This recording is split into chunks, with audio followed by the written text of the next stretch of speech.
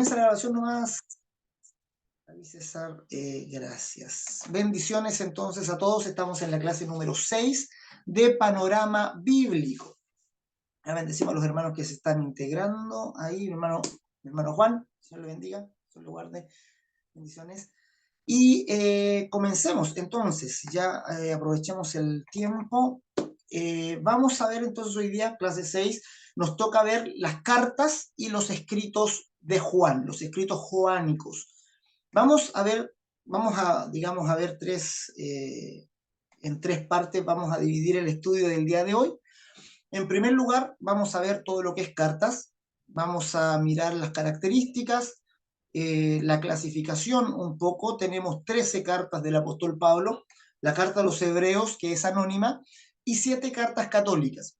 Ya vamos, luego de ver algunas características comunes a las cartas, vamos a pasar por cada una de ellas bien rápido por asuntos de tiempo, pero también, digamos, dando algún aspecto acerca del contenido, ya hablando un poco acerca del contenido.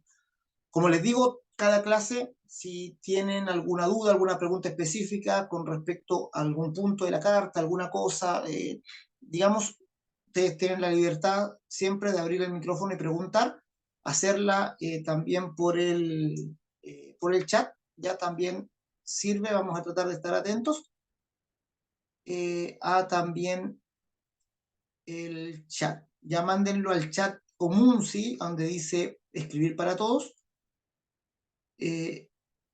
Porque o si no puede que no lo alcance a ver. ¿Ya? Si me lo mandan solo a mí, puede que me aparezca en el celular, que estoy usando el celular como cámara, y que no lo alcance después a recuperar. ¿Ya? Así que eso, mis amados. Luego vamos a ir a los bosquejos de las cartas, y la segunda parte nos vamos a ir a los escritos joánicos, ya que también son de una relevancia muy importante para la revelación de Jesús.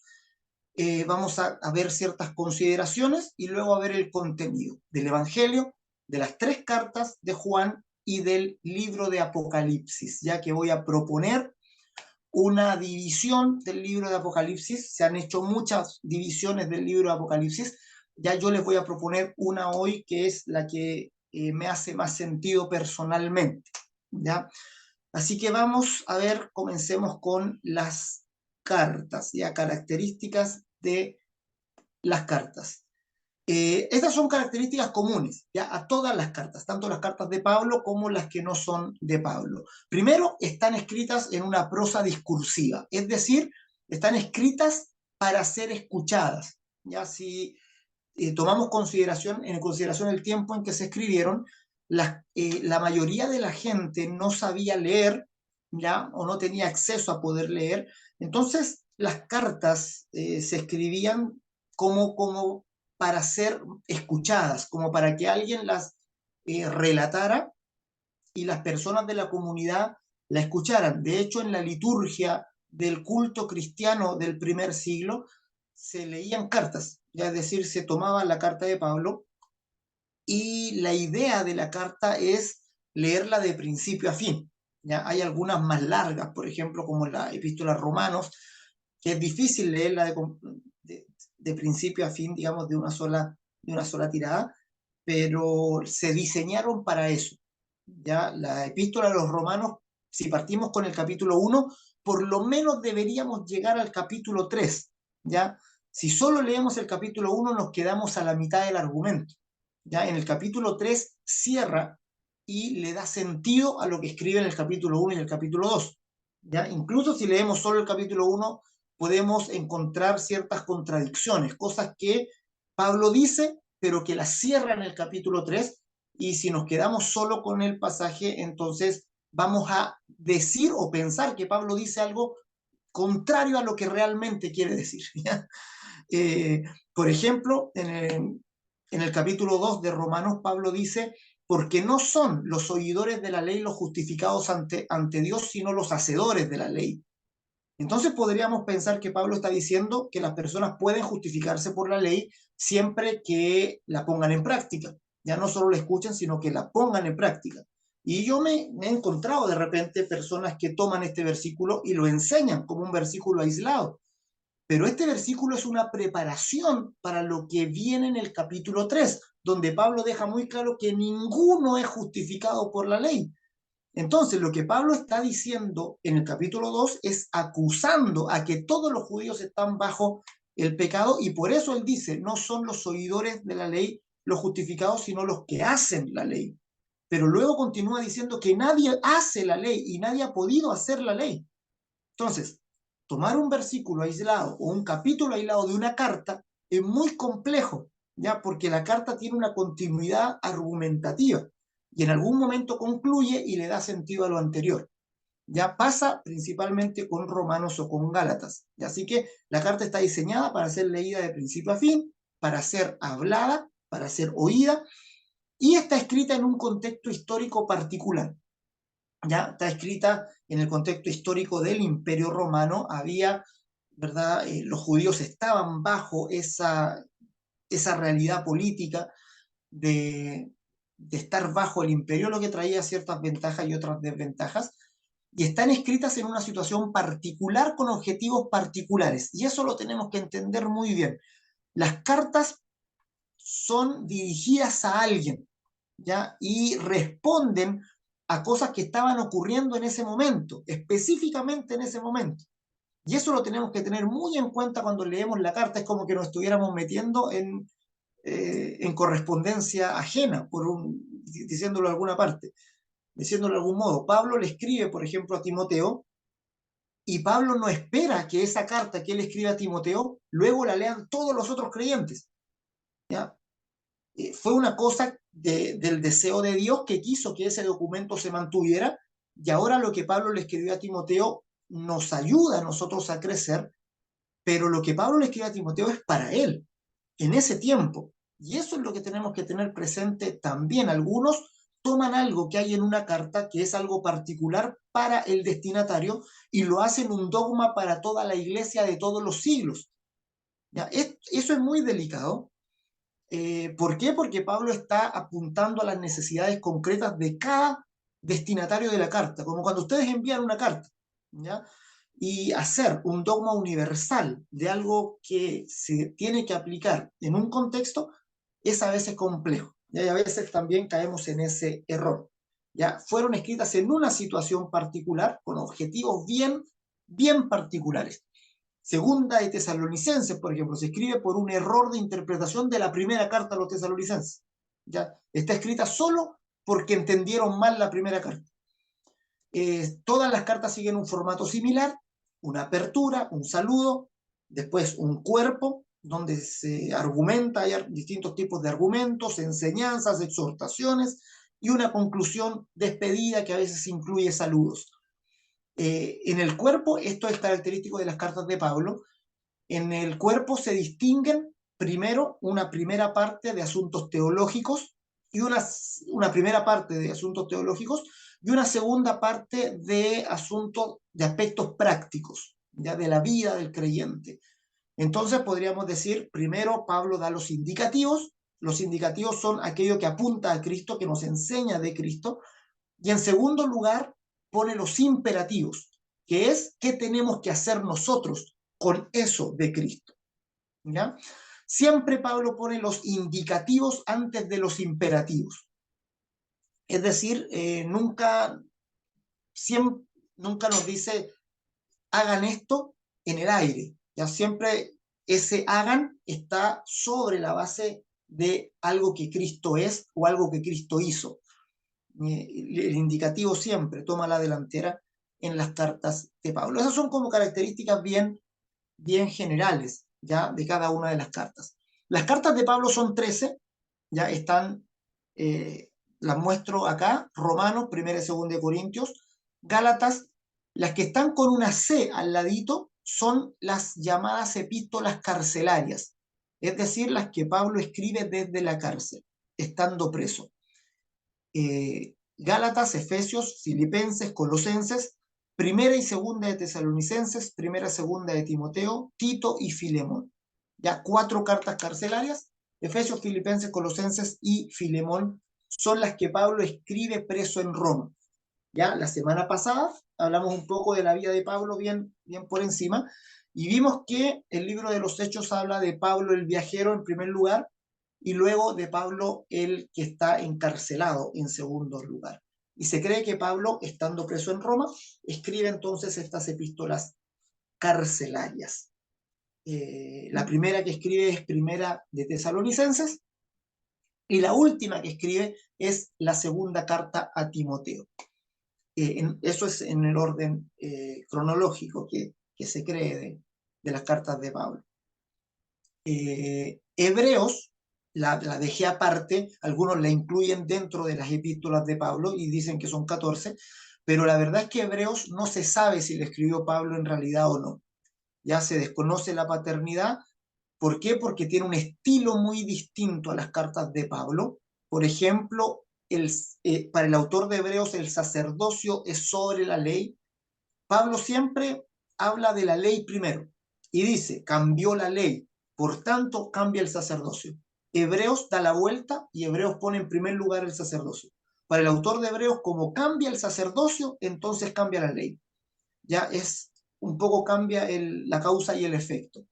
Entonces es un estilo distinto, una forma de enseñar distinto, una aplicación del Antiguo Testamento como no se ve en las cartas de Pablo, aunque sí hay ciertos paralelos muy interesantes por los cuales algunos le atribuyen a Pablo la carta, pero quizá el argumento más grande está en estos dos versículos, Hebreos 2.3 versus Gálatas 1.16.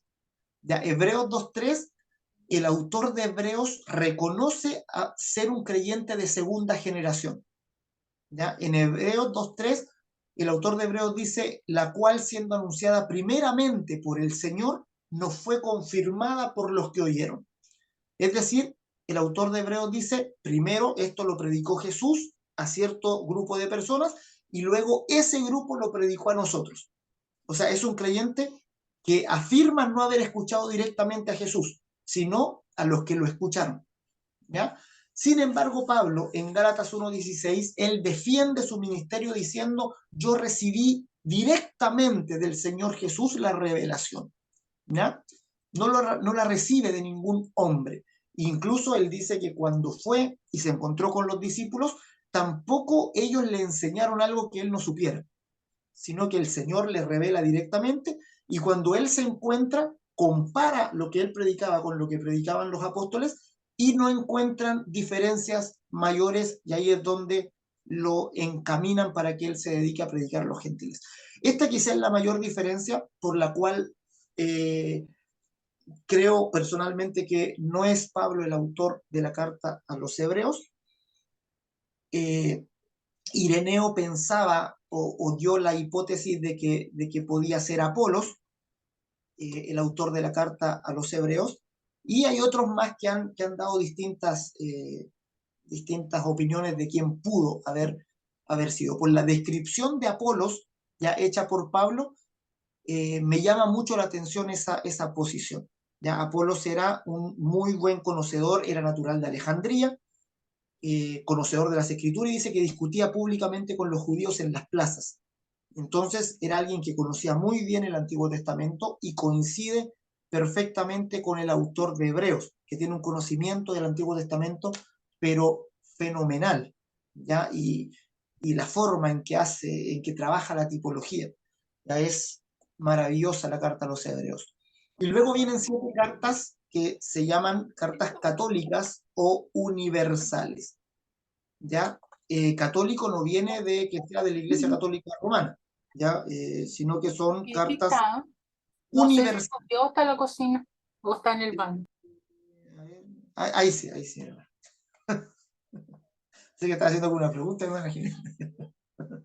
Las cartas católicas, católico es universal, ¿ya? Así que no piensen que por cartas católicas se refieren a los católicos romanos, ¿no? ¿Verdad? Son cartas universales en el sentido de que, o pastorales, de que están abiertas, ya no están dadas a un destinatario en particular, ¿ya? Y son Santiago, primera y segunda de Pedro, primera, segunda y tercera de Juan y Judas, ya, aunque tercera de Juan está escrita a Gayo, ya lo vamos a ver más adelante, y segunda de Juan está escrita a una mujer desconocida que se llama la señora elegida. Vamos a ir a los bosquejos entonces. Ya vamos a ir mirando rápidamente carta por carta, no vamos a analizar cada una de las cartas, ya eso quizá lo podamos hacer más adelante si estudiamos una carta en particular. Ya Romanos, ¿para qué hablar? Maravilloso, ¿verdad? Romanos es uno de los escritos, mis escritos favoritos del Nuevo Testamento, y la carta que sin duda ha tenido más influencia en la historia del cristianismo, completamente. Ya Romanos fue el que estudiando Martín Lutero se da cuenta de la justificación por fe. Romanos es el que lee Juan Wesley cuando se convierte y produce todo el gran despertar en Estados Unidos. Romanos ha tenido una importancia única en la historia de la iglesia. ¿Ya? Tiene esta división, enseñanza doctrinal y aplicación práctica, pero la parte de la enseñanza doctrinal, capítulo 1 al 11, ya detalla la justificación por la fe de una manera tan clara, tan, ¿verdad?, tan con una fuerza de expresión que es un deleite leerla. Ya es una maravilla la carta a los romanos, ya de la literatura. Y yo creo que es una de las piezas más potentes. Ya, no sé si ustedes se acuerdan que Martín Lutero habló de la carta a los romanos y dijo que era el pináculo de toda la revelación del Nuevo Testamento y que comparado con Romanos habían otras cartas que parecían de paja. ¿Ya? Y lo dijo de Santiago. Dijo, por ejemplo, comparado con Romanos, la epístola a Santiago es como paja.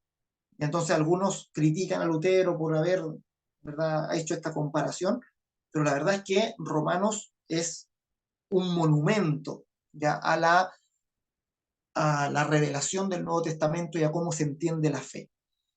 Ya, Primera de Corintios. Primera de Corintios es una carta conflictiva, es una carta que se escribe en un contexto de muchos problemas personales. Pablo los reprende por las divisiones que hay en la iglesia, por la inmoralidad en el capítulo 5, por las querellas judiciales, se están demandando unos con otros, por la fornicación. Ya, hay muchos problemas en la iglesia de Corinto. Ya cuando uno lee la carta le da esa sensación. Ya luego hay una sección donde responde preguntas y finalmente comentarios finales y bendiciones. Segunda de Corintios, eh, vuelve Pablo a defender su ministerio, habla de los resultados de la carta anterior, habla un poco de la mayordomía, ¿verdad? La segunda carta a los Corintios yo la encuentro más caótica que la primera, y hay algunos que piensan así también, que está enredada la segunda carta a los Corintios con una carta también dirigida a los Corintios que está perdida. Pablo habla de una carta que él les envió, que produjo mucha tristeza en ellos, eso está ahí en el capítulo 7, que se supone que esa carta está perdida, ya está, no se ha encontrado. Sin embargo, hay no sé, el capítulo 10 de 2 de Corintios, me parece que no está en armonía con el resto de la carta. Pablo les viene hablando en un tono, capítulo 8 y 9, y de pronto el capítulo 10 como que es disruptivo, ¿ya? Y empieza... entonces, hay algunos que piensan que capítulo 10 y 12 pertenecen a otro texto, a otra carta que también de Pablo a los Corintios, ¿ya? Y por alguna razón que han quedado estos documentos unidos, ¿ya? Pero la segunda carta a los Corintios es un poco más caótica que la primera. Ya de repente Pablo está hablando de algo y de pronto cambia de tema muy fuertemente y empieza a hablar de otra cosa. ¿Ya?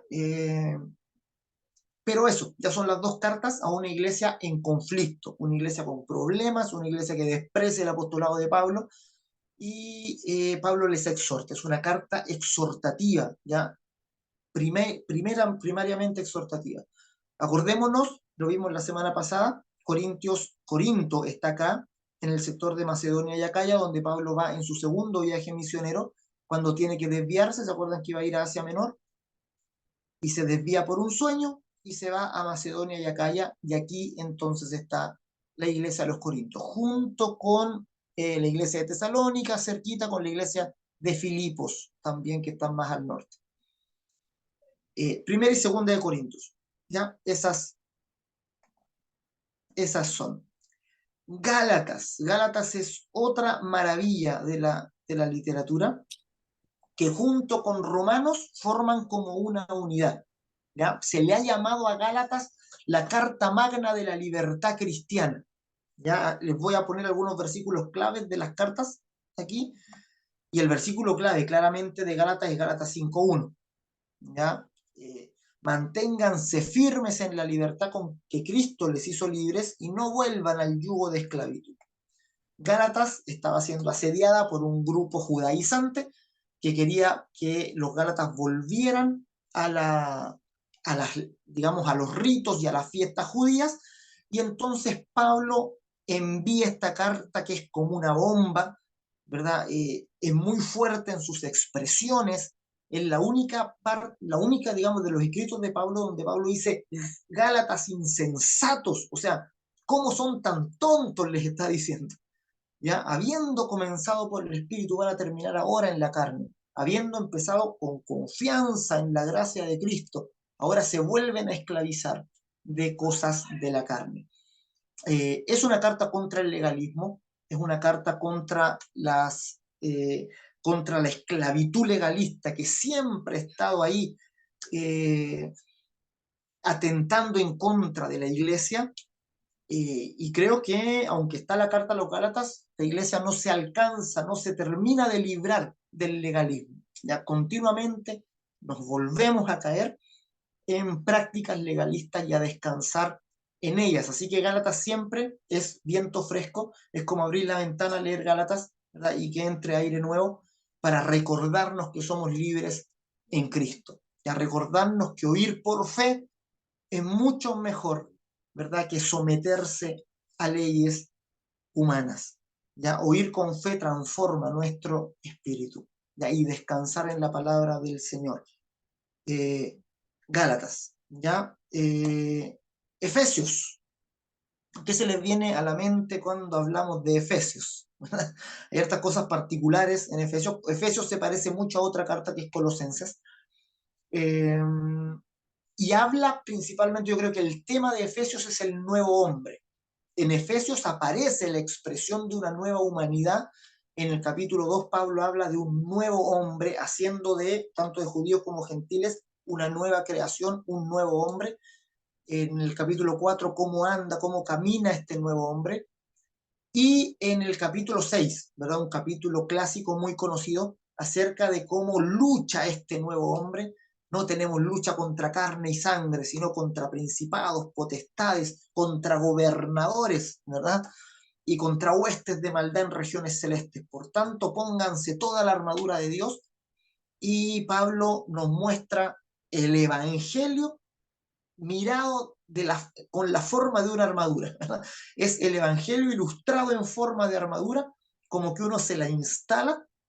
Habla de, ¿verdad?, el cinto de la verdad, el yelmo de la salvación, la coraza de justicia, el escudo de la fe, los calzados de la disposición a predicar el evangelio de la paz, etc. Es la armadura de Dios que se ha hecho muy popular entre los creyentes, que se obtiene, se extrae de esta carta a los Efesios.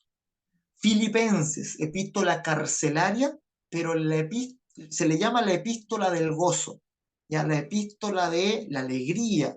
Está aquí el famoso texto, regocijaos en el Señor siempre, otra vez les digo, regocíjense. Y es maravilloso que sea una epístola carcelaria por lo mismo. ¿Ya? Pablo no le estaba pasando bien y él anima, ¿verdad? Y les dice que se alegren en Cristo a los que están afuera. Ya también es una, Filipenses es muy linda, es una carta muy linda.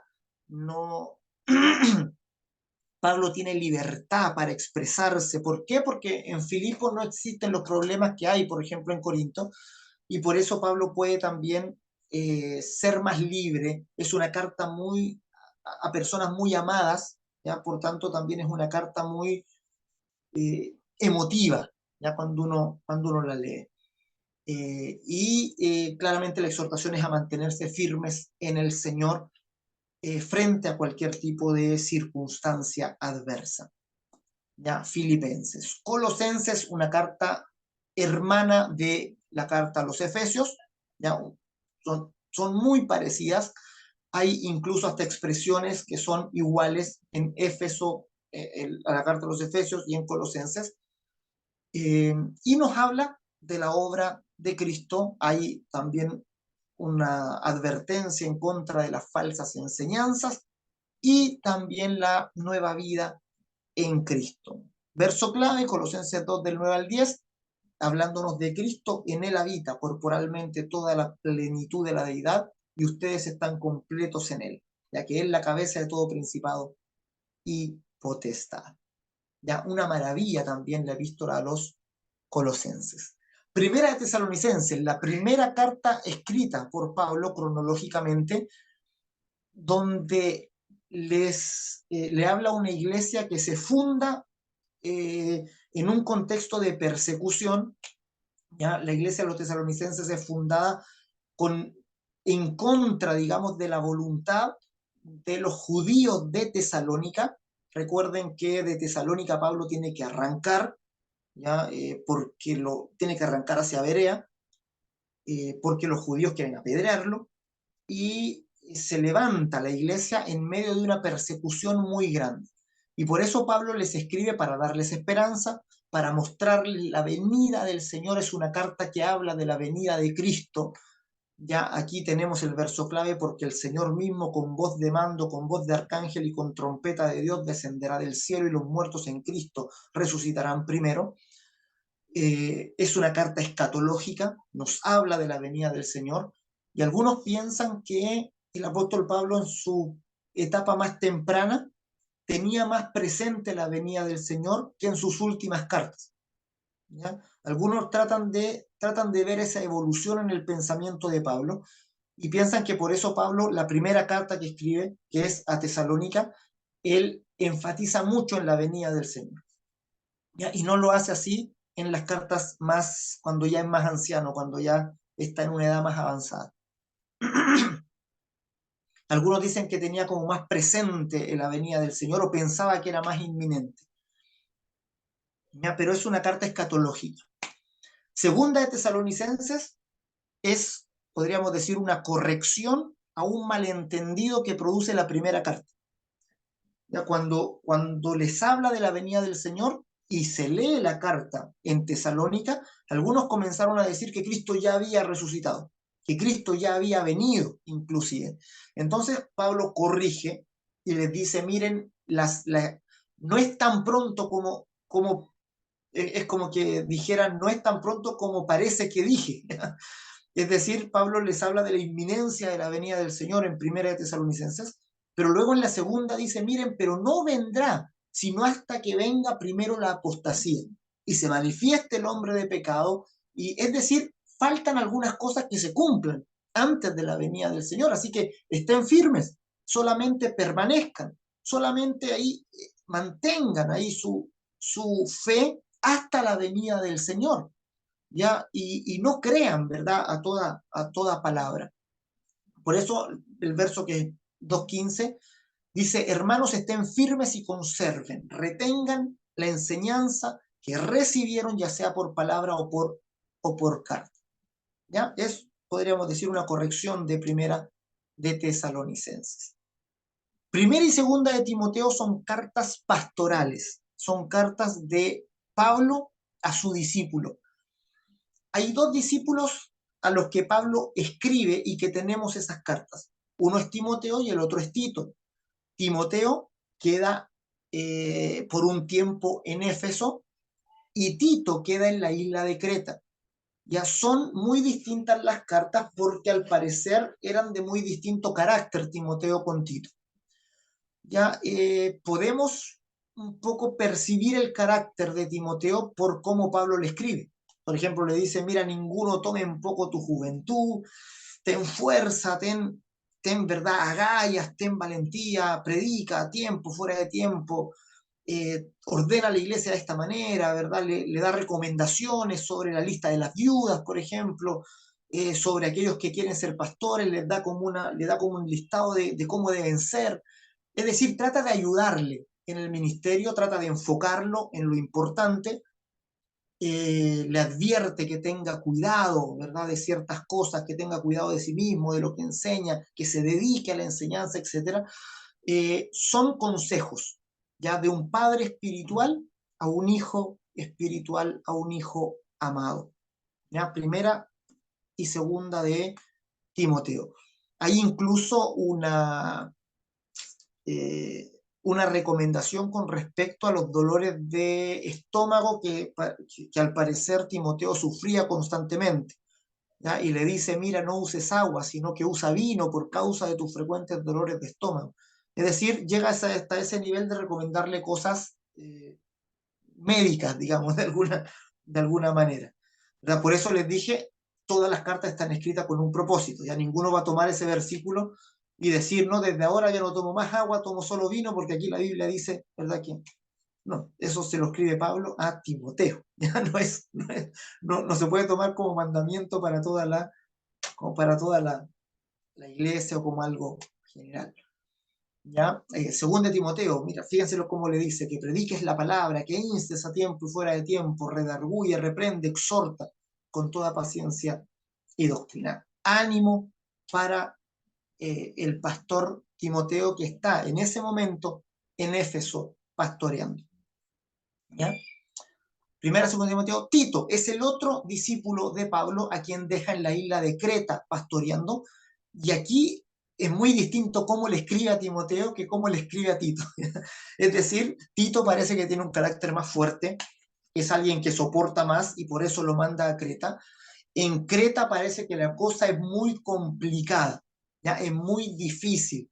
¿Ya? Hay una parte que me da risa a veces cuando leo de Tito, que Pablo dice, mira, hay un dicho que dice, los cretenses son siempre malas bestias, glotones ociosos, y dice, y este testimonio es verdadero, así que repréndelos duramente. Es decir, parece que la gente en la isla de Creta era bien complicada y Tito quedó en un ambiente difícil, ¿ya? Difícil de pastorear al parecer, y por eso le escribe animándolo, ya recordándole el Evangelio. Hay un recordatorio muy lindo acerca de la gracia de Dios, acerca de cómo esta gracia nos sustenta, nos justifica, y también le da algunas instrucciones prácticas para que pueda desarrollar bien Tito su ministerio en la isla de Creta. Filemón, ya Filemón es una cosa aparte, ya Filemón es distinta a todas las otras cartas porque es una petición personal del apóstol Pablo a Onésimo, ¿ya? Intercede por Onésimo. ¿Quién es Onésimo? Es un esclavo que tenía Filemón, que se arranca de Filemón, ¿ya? Es decir, Pablo conoce en sus prisiones, conoce a este muchacho, a Onésimo, y se entera de que era un esclavo de un amigo suyo llamado Filemón y que él se escapó de él. Entonces es un fugitivo, es un prófugo que se convierte al cristianismo y que ayuda mucho a Pablo en las aflicciones que Pablo está teniendo. Recordemos que Pablo está preso y parece que Onésimo es lo cuida mucho a Pablo, y Pablo decide enviar una carta con el propio Onésimo, mandar una carta a Filemón para que lo reciba de vuelta. Y no solo para que lo reciba, sino para que lo perdone y para que no lo trate más como un esclavo, sino como un hermano. Ya es muy linda la carta, se puede ver el tacto del apóstol Pablo ya en la forma de hacer una petición. ¿Ya? Pablo lo hace con mucha humildad, lo hace sabiendo que la última palabra va a ser de Filemón.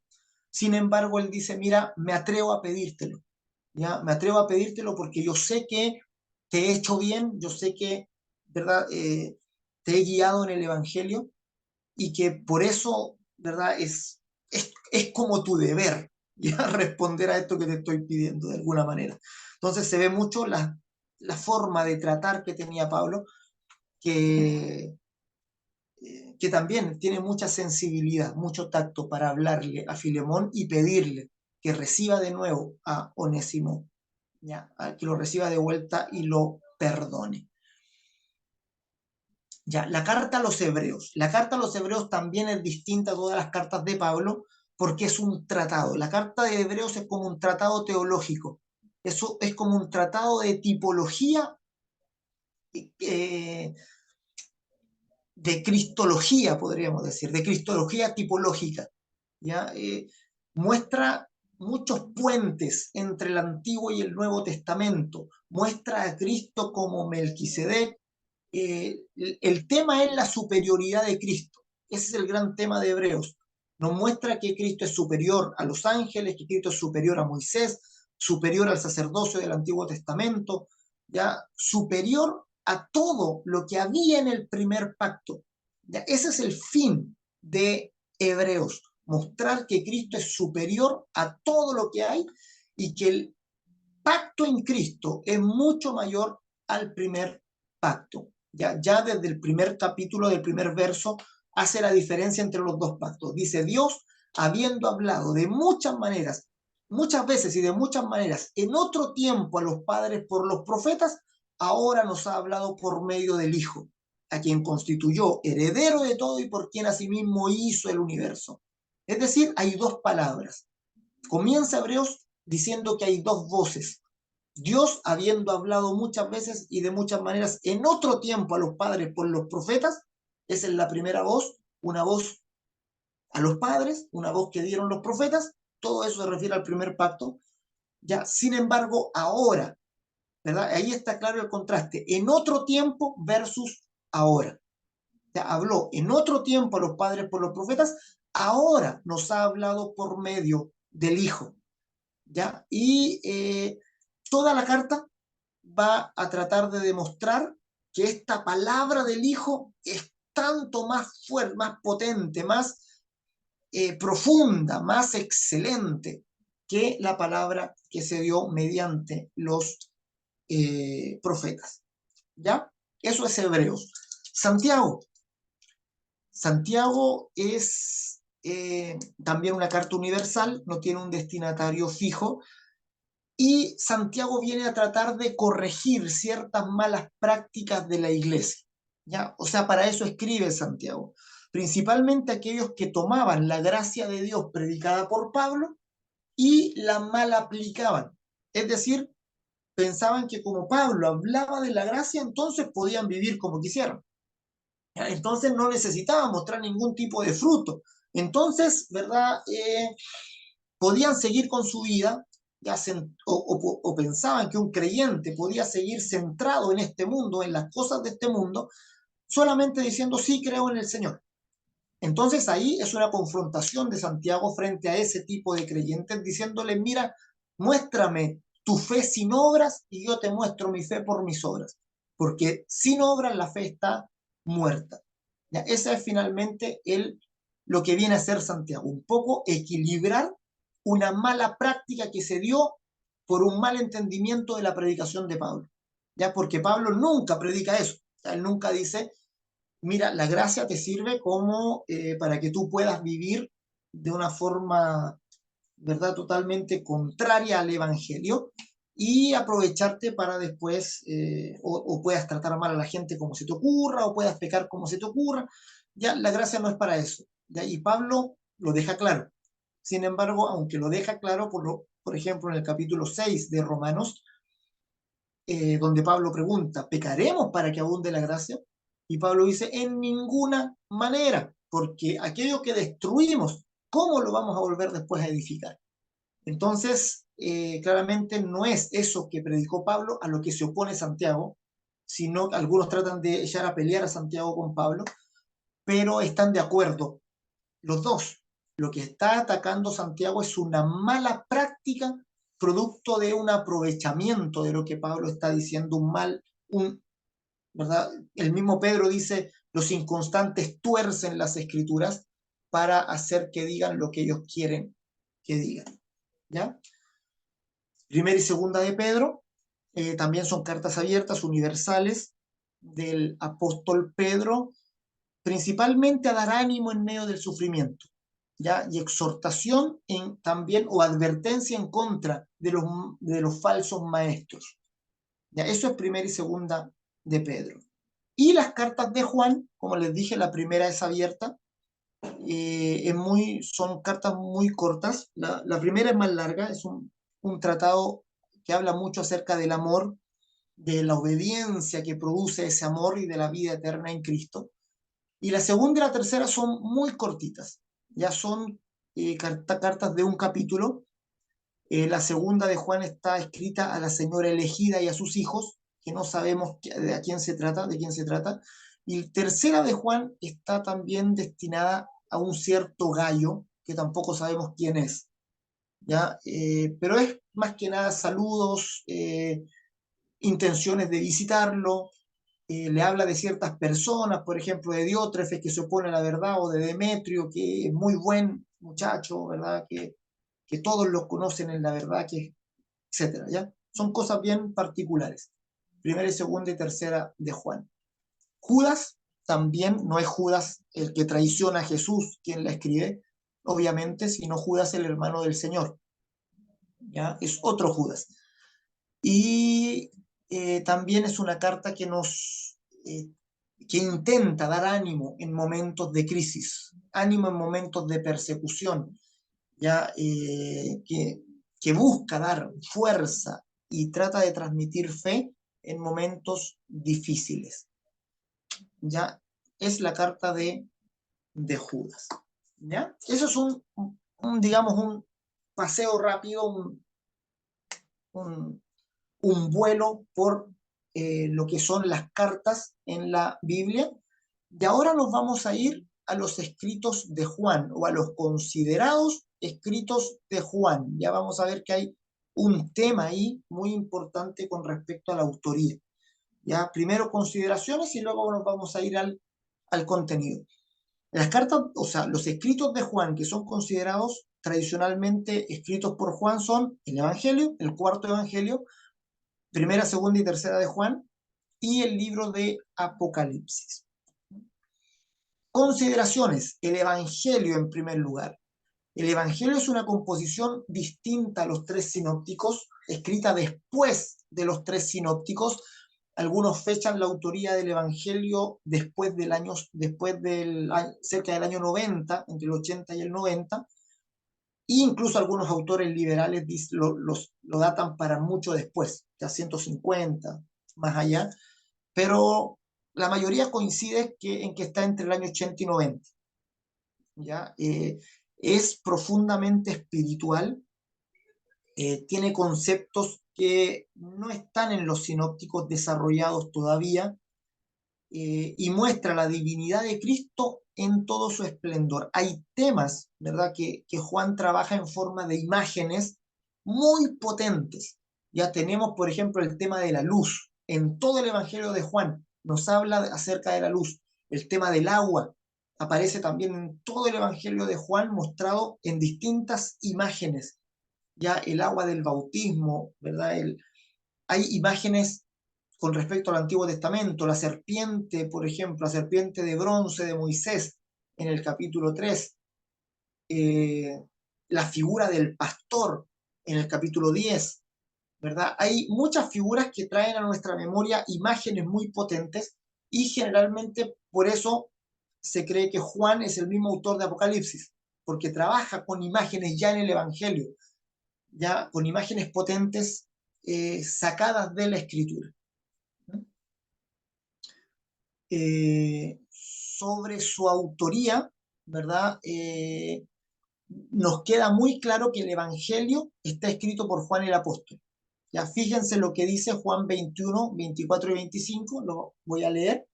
Está puesto ahí, dice: este es el discípulo que da testimonio de estas cosas y escribió estas cosas. Y sabemos que su testimonio es verdadero. Y hay también muchas cosas que hizo Jesús, las cuales, si se escribieran una por una, pienso que ni aún en el mundo cabrían los libros que sabrían de escribir. Amén. ¿Ya? Esa es la finalización del Evangelio de Juan.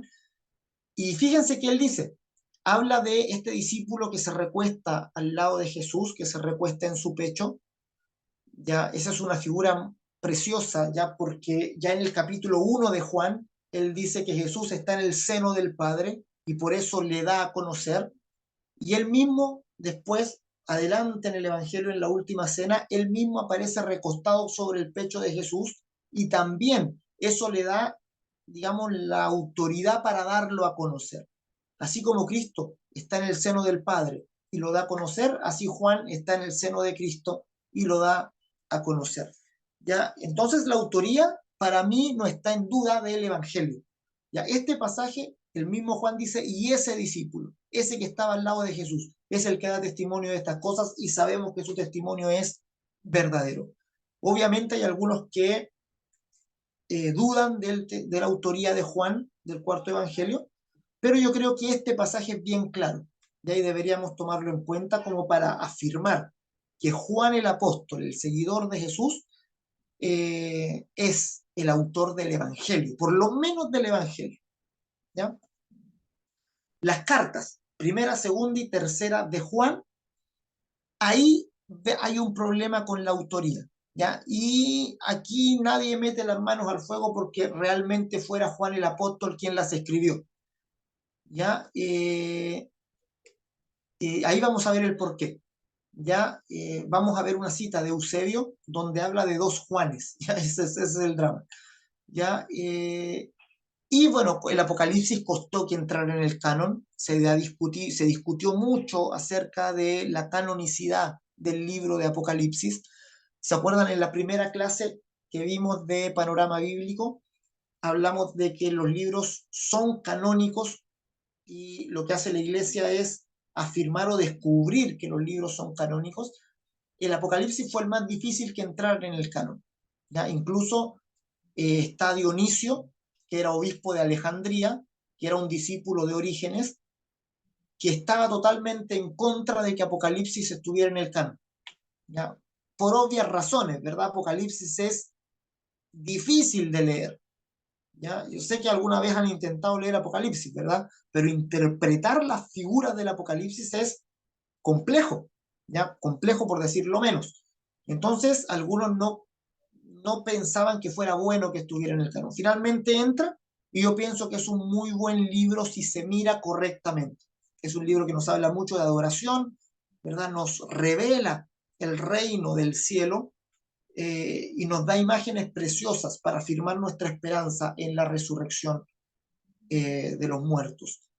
¿Ya? Pero sepan ustedes que su inclusión en el canon fue una de las más complejas. ¿Ya? No todos estaban de acuerdo que Apocalipsis fuera considerado canónico. Esta es la cita de Eusebio. Eusebio, Eusebio de Cesarea escribe un libro, un texto que se llama Historia Eclesiástica. ¿Ya? Este texto se puede comprar, ¿ya? Lo venden en las librerías, Historia Eclesiástica de Eusebio de Cesarea. Y él escribe en el año 300. ¿Cuál es la gracia de lo que escribe Eusebio? Que él tiene a la vista los escritos de Papías de Heriápolis. Y Papías es alguien que muere en el año 120 después de Cristo.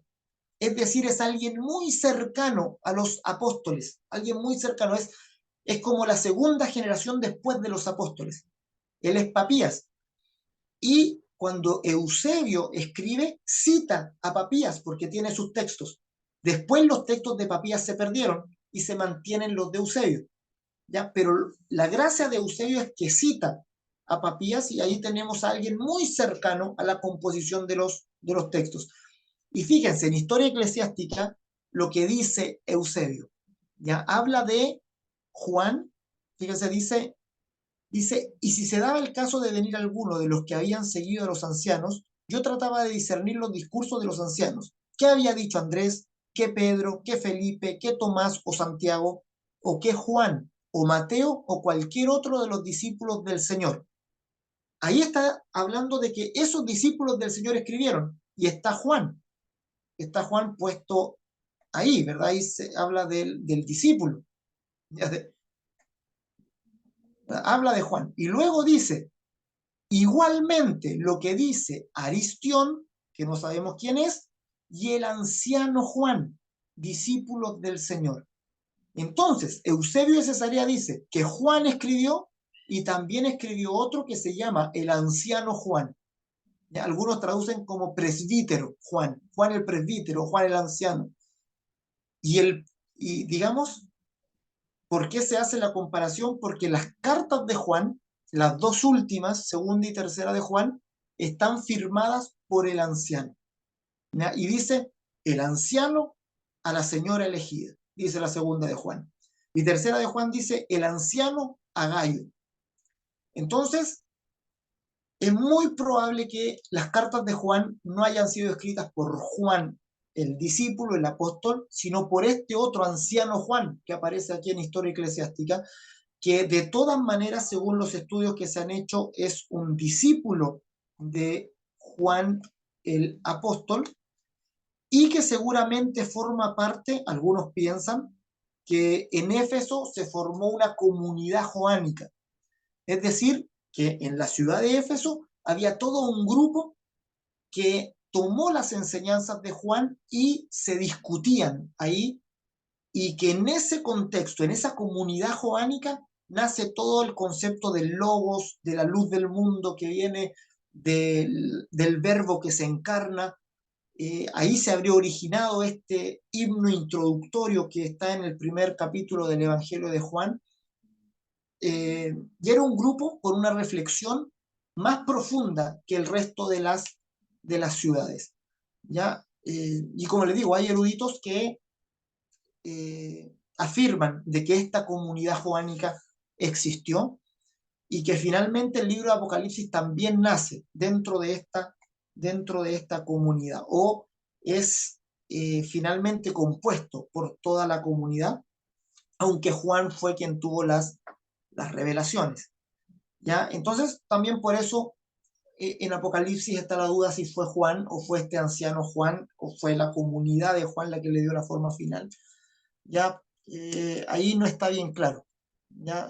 Yo personalmente creo que el Evangelio y Apocalipsis sí están escritos por Juan el apóstol, ¿ya? Y las cartas es muy probable que haya sido este otro Juan que aparece aquí citado por Eusebio.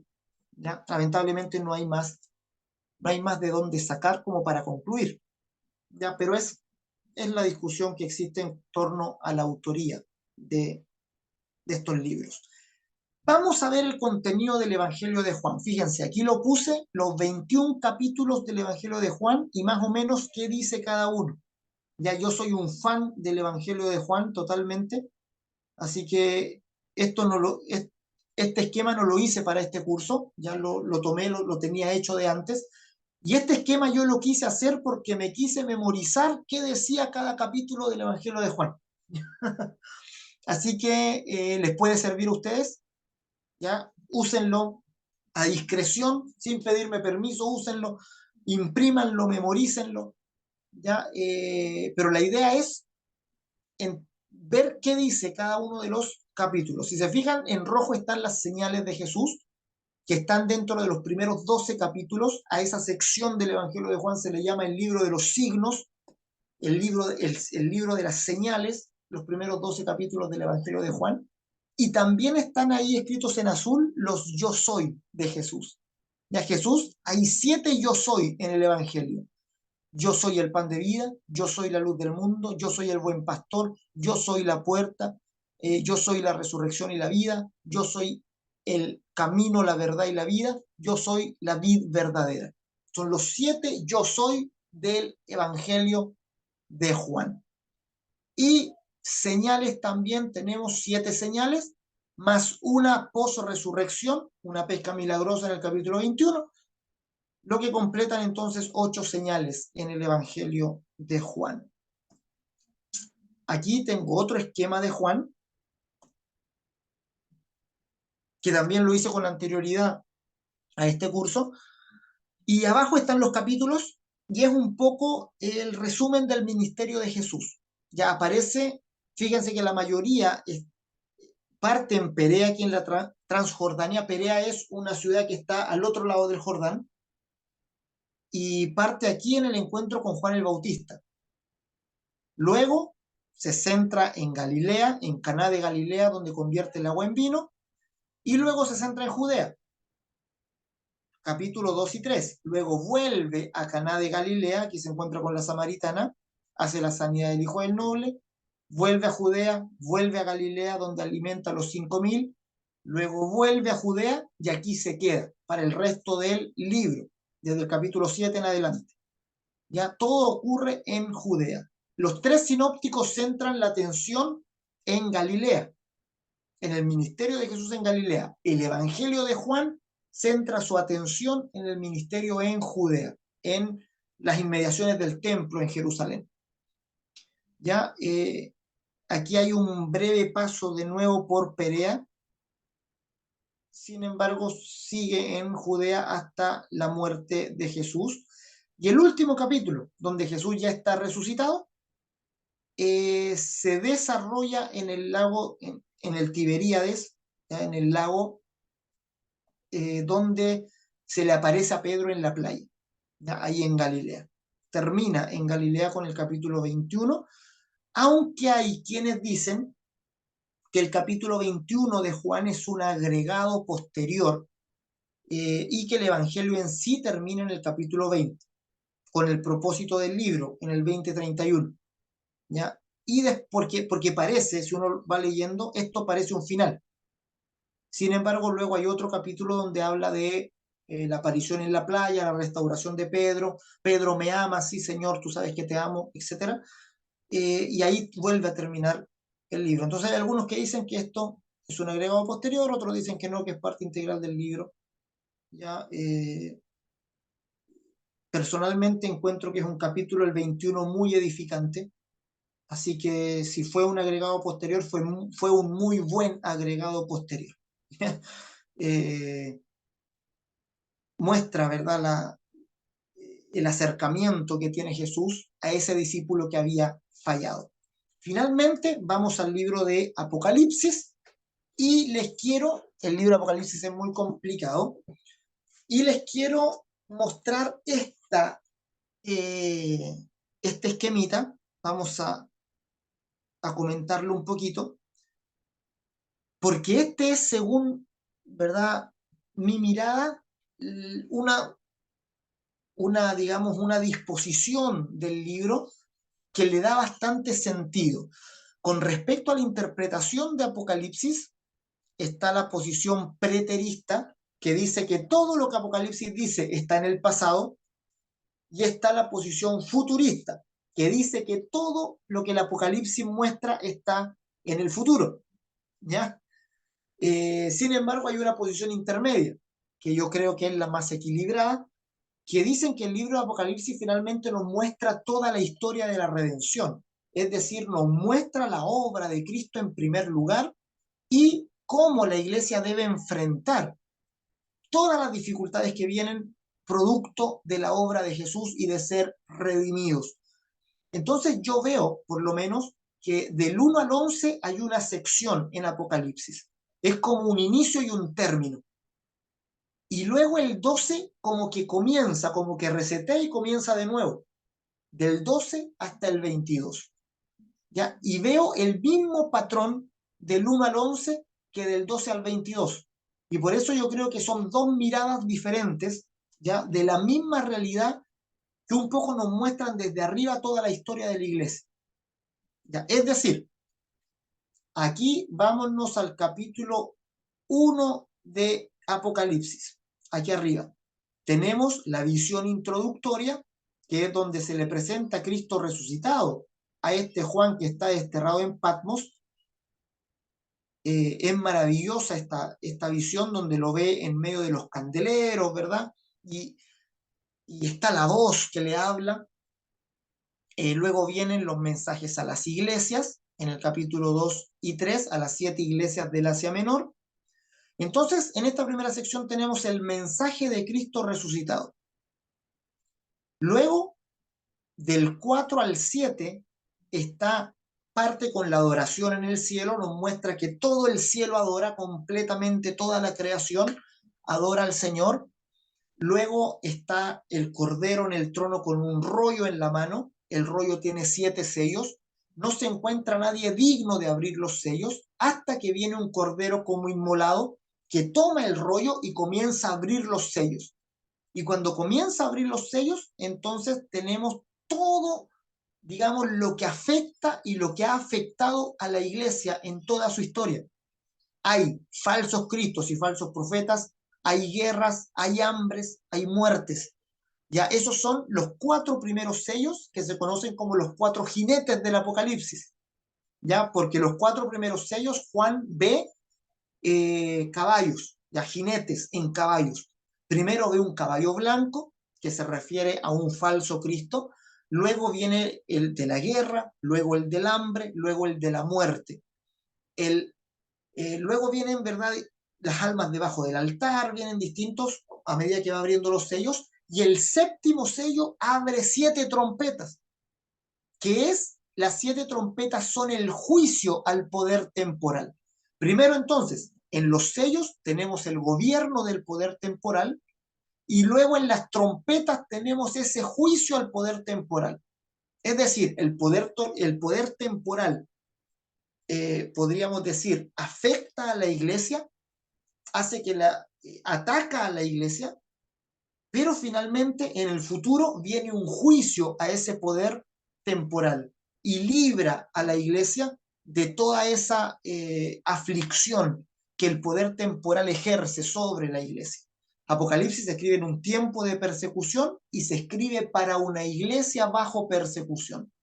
¿Ya? Es decir, nosotros, aunque ahora en estos tiempos tengamos paz, eh, siempre la iglesia está en constante persecución por un mundo caído, ya por un mundo que se dice en la escritura está bajo el maligno.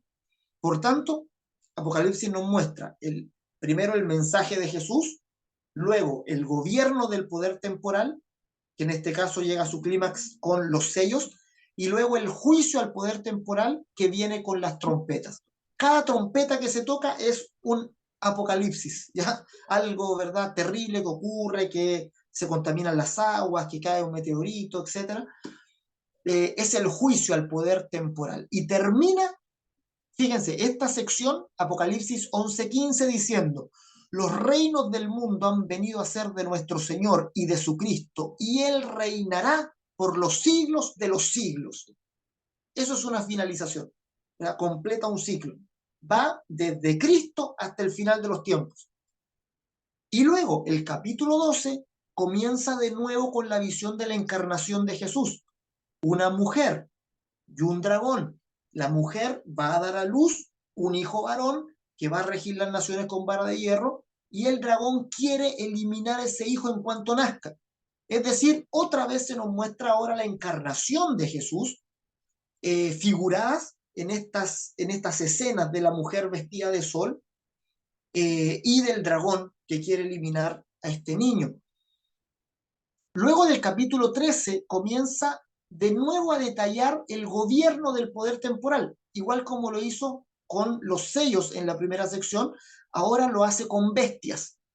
¿Ya? Y tenemos 2 bestias, una bestia del mar, otra bestia de la tierra, y que se repiten, digamos, más o menos se repite el mismo patrón. Estas 2 bestias, hay blasfemias, guerra contra los santos, una bestia que tiene mucha autoridad y que trabaja por medio del engaño.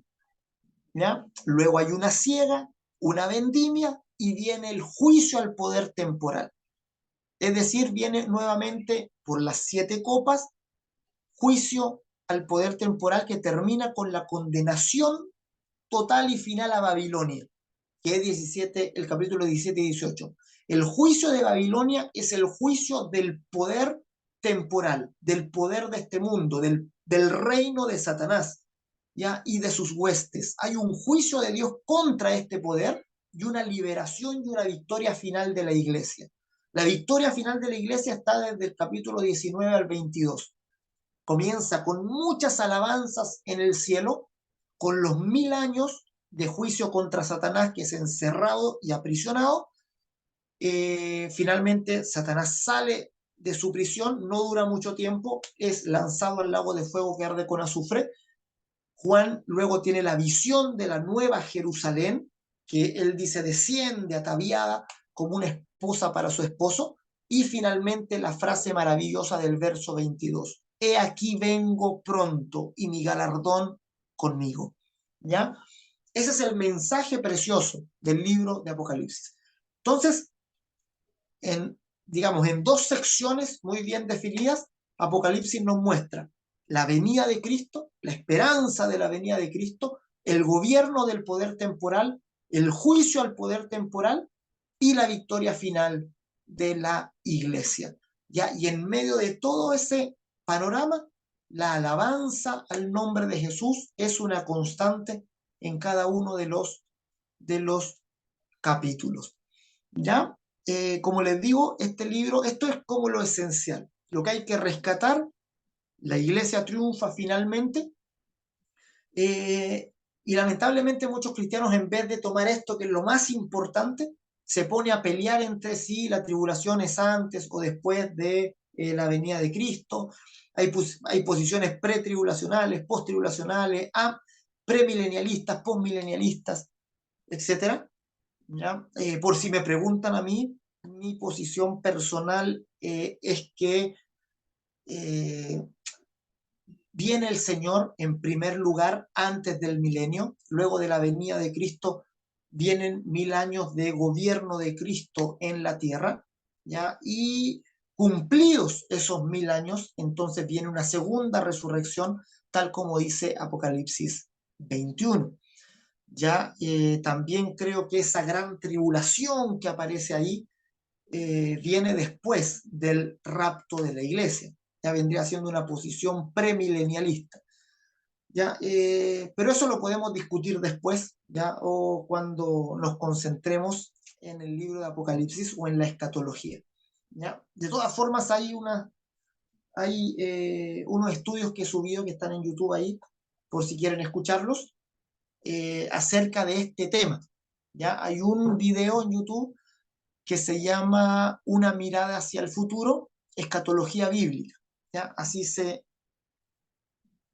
llama. ¿Ya?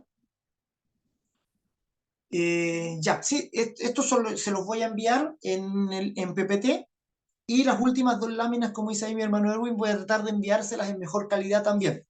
¿Ya? Aparte, como para que si quieren la pueden imprimir o lo pueden ahí estudiar también por su cuenta, ¿ya? Pero por eso, si quieren profundizar en el tema de la escatología, les recomiendo vean ese video. Primero se llama Una mirada al futuro, escatología bíblica, eh, que lo hice en el marco de un seminario online que dimos hace un par de años atrás. ¿Ya? Así que eso, con el libro de Apocalipsis y con y con eso. Con eso, mis amados, estamos entonces concluyendo, ya concluyendo con una mirada muy rápida, una mirada muy de avión, muy de superficie, acerca de la Biblia completa. ¿Ya? O sea, yo cuando me propuse hacer esto, no sé, no pensé que se iba a poder hacer. Ya era como muy difícil pasar por todos los libros de la Biblia, son 66. Ya pasar por todos en 6 clases es complicado. Pero creo que pudimos hacer o condensar un poco eh, la agrupación de libros sin descuidar, por lo menos pasamos por todos los bosquejos, ya que es lo que me importaba. Y el material es muy importante el que les queda, ya en las diapositivas tienen un bosquejo de cada libro de la Biblia ahí. Ya tienen, si quieren estudiar un libro más acabadamente, el texto base que tuvimos este año, que tuvimos para este módulo, lo pueden descargar, se los envía al correo, también lo pueden descargar de Classroom, y en última instancia me lo piden, ya me lo piden si es que no hayan como de dónde sacarlo. Ya